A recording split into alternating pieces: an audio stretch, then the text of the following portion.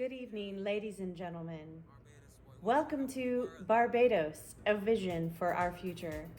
I'm Diane Homan Smiley, Press Secretary for our President, Sandra Mason.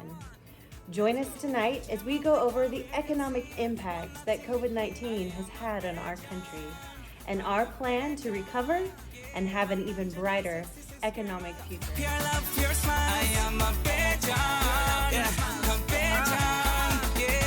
Goes on and crystal blue sea, one nothing with me. As you know, the Republic of Barbados became a fully recognized, independent, and sovereign nation on November 20th, 2021, as we broke away from our centuries of affiliation with the United Kingdom. The current economic state of our country is a direct result of the COVID-19 pandemic, so we will address the impact that COVID-19 had on individuals as well as tourism first. Then we will go over our current economic state, followed by an overview of our strengths and weaknesses, opportunities and threats. Finally, I will present a vision for our future, going over our fiscal, monetary, and trade policies. Let's start with the impact that COVID-19 had on personal families and individuals, as well as on our tourism sector. On March 17, 2020, the Minister of Health and Wellness confirmed the first 2 cases in Barbados. Initially, we asked the patients to just remain in isolation. But then on March 26 of 2020, Prime Minister Mia Mottley announced that the country had reached 24 cases, and we would be entering what was called Stage 3 of the COVID-19 National Preparedness Plan. This was a declaration of a national emergency. A public health emergency was declared, and a curfew was in effect from the 28th of March to the 14th of April. This prevented people from leaving their homes from 8 p.m. to 6 a.m. with limited movement during the day. We asked that all businesses in the private sector would be closed from roughly March 28th until April 15th. The only ones that were allowed to be open at that time were grocery stores, pharmacies, gas stations, and the farms, with varying hours available for each type of business. Restaurants were also affected. They were still allowed to open, but only for drive-through and takeaway service. People who did not adhere to this order were liable for a fine of $50,000 and 1 year in prison. Our president and prime minister were serious. We also closed the border to all non-essential incoming travel. As of April 15th of 2022, the total cases in our country have been 60,785, and unfortunately we did have 381 deaths. So let's continue to talk about the personal impacts that COVID-19 had. In May of 2021, the Caribbean COVID-19 Food Security and Livelihoods Impact Survey Report was conducted by CARICOM. CARICOM is also known as the Caribbean Community. It's a grouping of 20 different countries. This survey showed that there was a very, very rapid impact to the livelihood of people in this country. So let's look at this chart here. For disruptions to livelihood, this is for all respondents. As you can see, in April of 2020, 69% of people said complete disruption to my livelihood.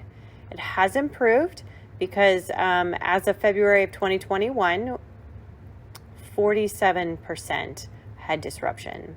Now let's talk about respondents who had a well below average perceived income.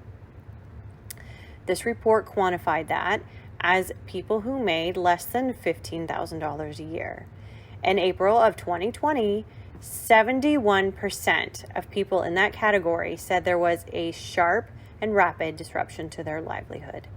As you can see, it did improve within about a year. In February of 2021, that was down to 65. So this survey also gave reasons for why their livelihood was disrupted. They could have several multiple choice options here.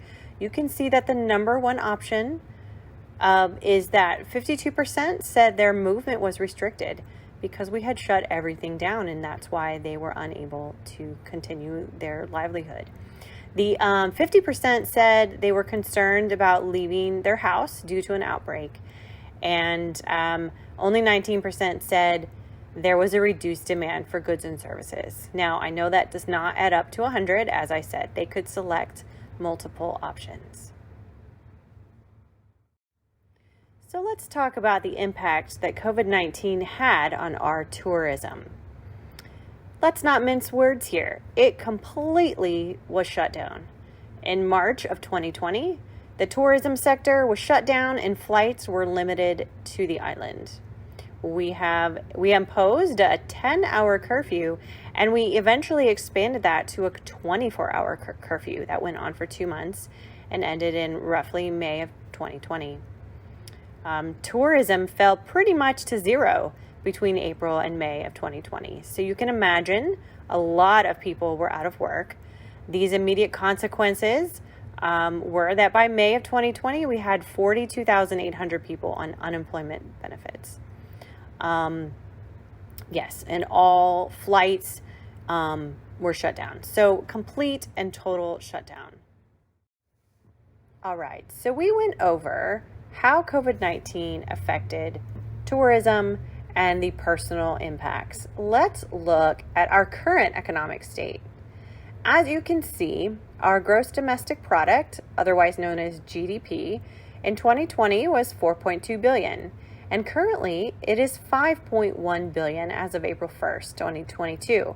So this has increased, which is good news. Our per capita GDP has increased as well.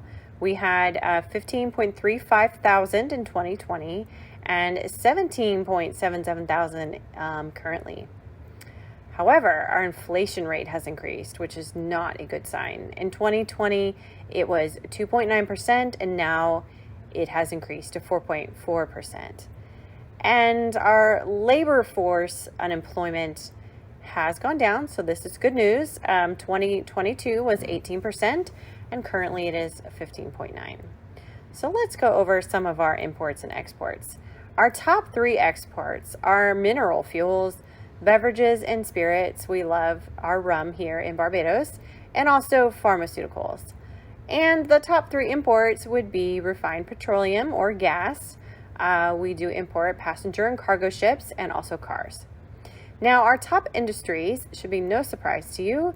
That would be agriculture, which is mostly our sugarcane crop, which is 27% of our workforce.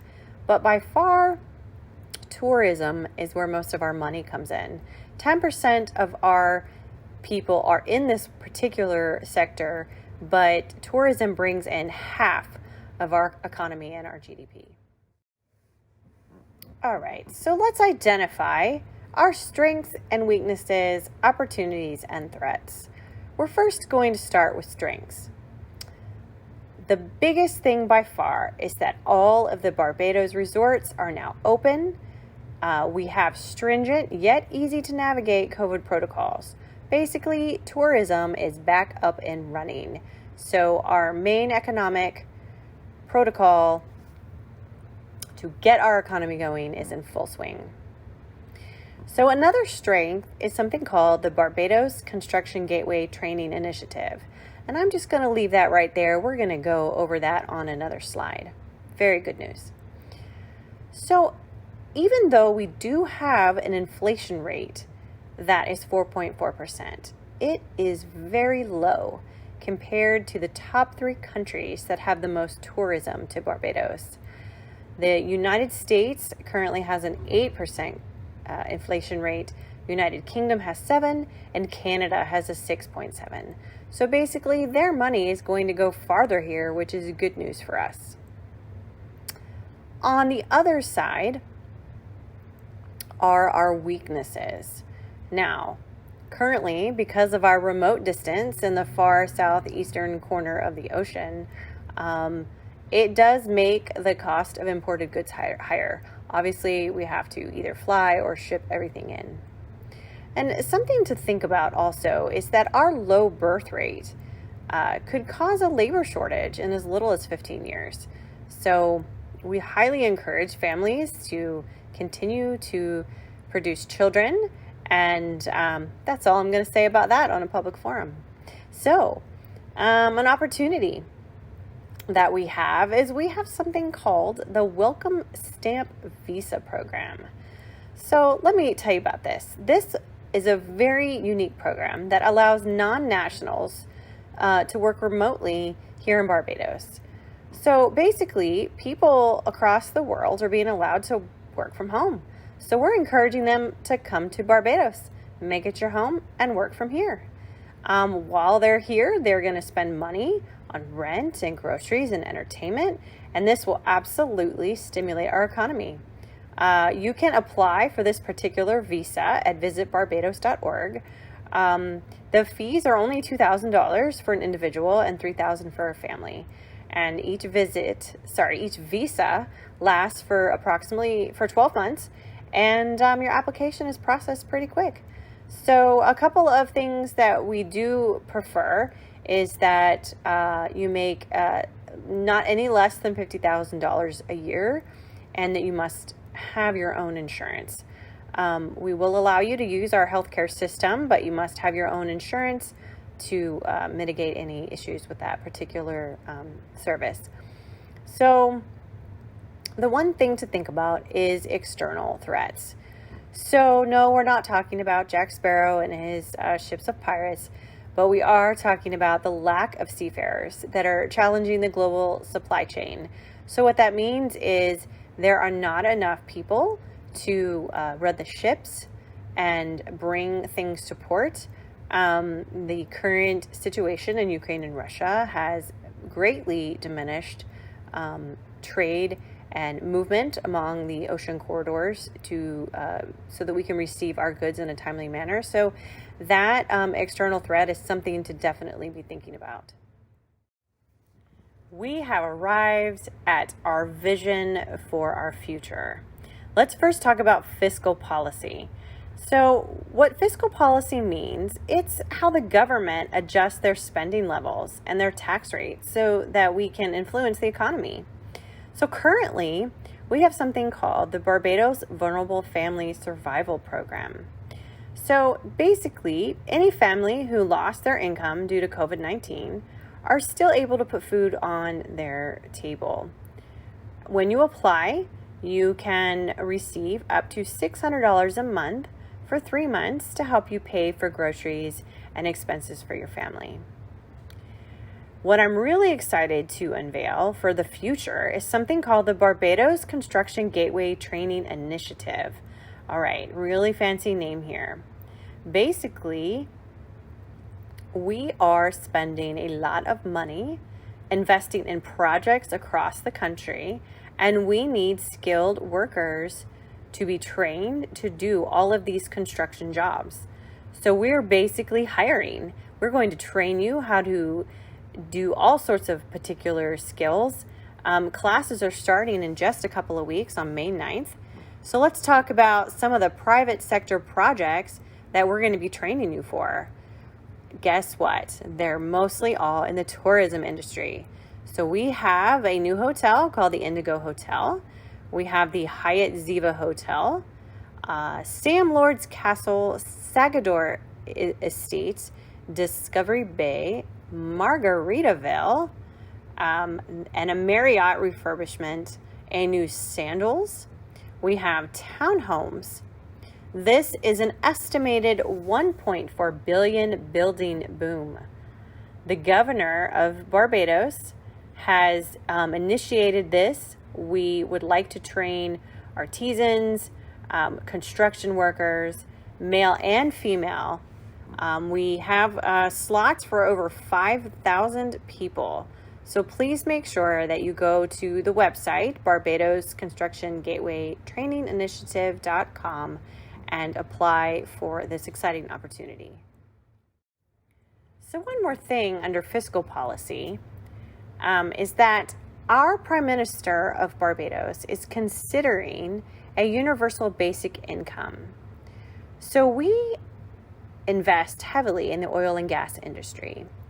And for every person that makes less than 25,000 Barbadian dollars a year, we would like to give you a portion of the proceeds that we make from our oil and gas industry.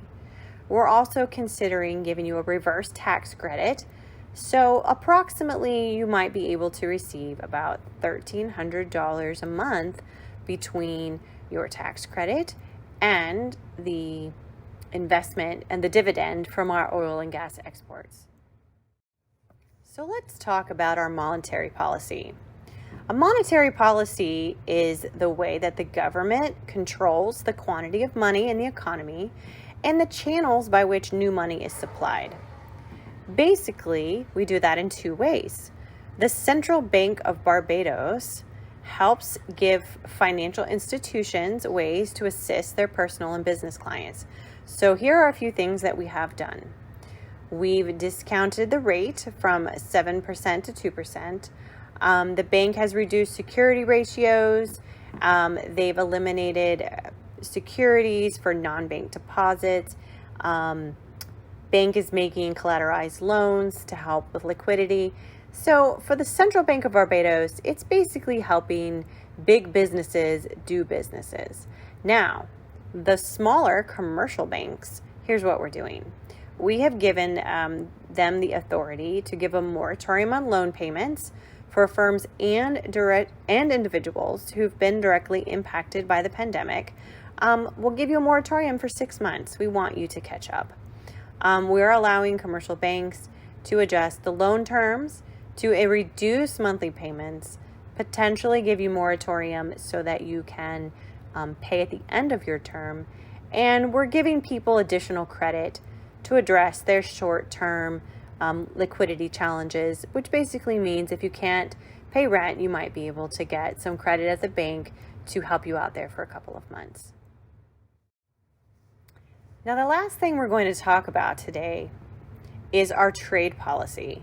So basically what that means, it's the set of agreements and regulations and practices by a government that affects trade with foreign countries. So first of all, let's talk about what the World Bank did for us. They approved $100 million for Barbados' COVID-19 response and recovery. So that was a tremendous amount of money to help us get back on our feet. Now let's talk about the Commonwealth of Nations. The Commonwealth is one of the oldest political associations. This goes back to the British Empire. It's basically a conglomerate of all of the former British-controlled countries. Now, why this is important is we've put together an association that helps support one another. We work towards common international goals. It's a very big family of people. We have a common heritage and language and culture and democratic traditions, among lots of other things. We work together to provide an atmosphere of trust and understanding. We currently have 53 members in this Commonwealth. Now, why is that important? We are creating better trade opportunities between one another. A lot of our countries that are member of the Commonwealth of Nations have a limited domestic market. So basically, if we would like to export a specific product, we can contact the other country and specifically export to them, and they can export to us to help facilitate a smooth transition between the countries. So let's talk about the top two industries here. All right, so here's our final goal for the next few years. We would like to increase our sugarcane production export basically by 25% and increase our tourism by 50%. Now here's why. In the case of COVID-19 in the last couple of years, we have had instances where we've had to rein in the amount of tourism, rein in some of the production, and we want to better prepare for that to potentially happen in the future. So let's see what that looks like. So if you look over on the right-hand side, you'll see that we have our top industries, agriculture and tourism. So I adjusted the figure from a previous slide to show you what a 25 and 50% increase looks like. So for the agriculture and sugarcane, that would mean that now if we adjusted by 25%, that would encompass 33.7% of our workforce. So that really ups our ability to export, save money, get a buffer, and increase our productivity. And tourism. We want to make a lot more money from tourism. If we increased it by 50%, that means that 20% of our workforce would work for tourism, and that would bring in about 60 to 70% of our economy. Now, our plan is to save that money and reinvest it into other projects around the island, across our nation. This extra money will help us recover and prepare more for our future. All right, that concludes our presentation. Thank you so much. If you have any questions at all, you can email me directly. My email is questions@barbadosgovt.com. You can also tweet at me. My Twitter handle is @BarbadosGovT as well. And I appreciate your feedback and would be happy to answer any questions that you've had. Thank you so much for joining us tonight, and have a fantastic and splendid evening. Yeah. Barbados, boy, won't give it up for the world.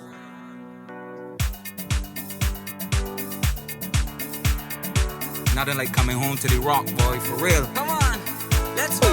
Gem up the Caribbean Sea, one nothing with me. I am a Bajan.